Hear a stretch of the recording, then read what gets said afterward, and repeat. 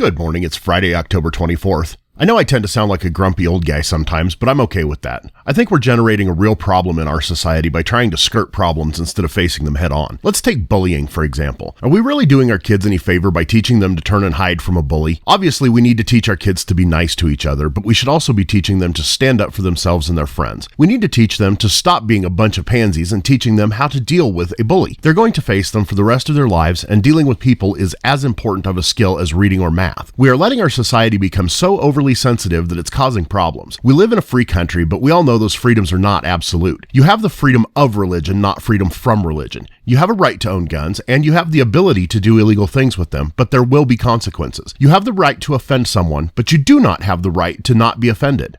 If the name of a football team offends you, then you may be part of the problem I'm speaking of. Unfortunately, the squeaky wheel gets the grease, and even though very few people actually want to remove the name Redskins from the Washington football team, the activists are going to play the race card and keep this in the news until the name is changed. What a joke. My guess is that these are the people who were never taught how to manage their emotions as children and were allowed to lay down and have a temper tantrum right in the middle of the grocery store. We really need to be working on raising a more well-rounded group of children, or else this whole thing is going to boil over and everyone is going to get burned. My name is Charles Hoffman. This has been A Digital Thought.